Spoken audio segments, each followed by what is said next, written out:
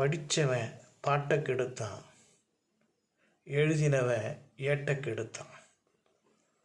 இந்த பழமொழி கிராமத்தில் சரி முன்னாடியெல்லாம் கேள்விப்பட்டிருக்கிறோம்.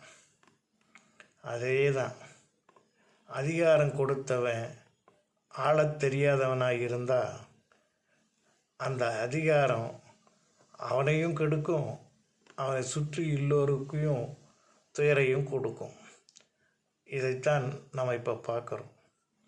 படித்தவன் நினச்சோம், பண்பாளன் நினச்சி அதிகாரத்தை கொடுத்தா அங்கே அதிகாரம் அகங்காரமாக ஆட்டம் போடுகிறது.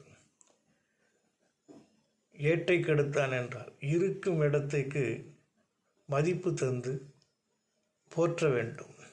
ஆனால் அங்கே இருக்கும் இடத்தை இடிபாடுகளாக மாற்றுகின்றவன் ஏட்டை கெடுத்தவனுக்கு ஒப்பாவான்.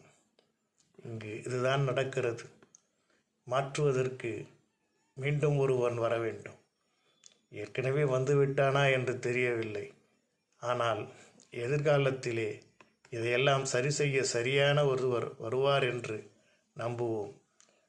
எல்லாம் இன்பமயம், எப்பொழுதும் இன்பமயம்.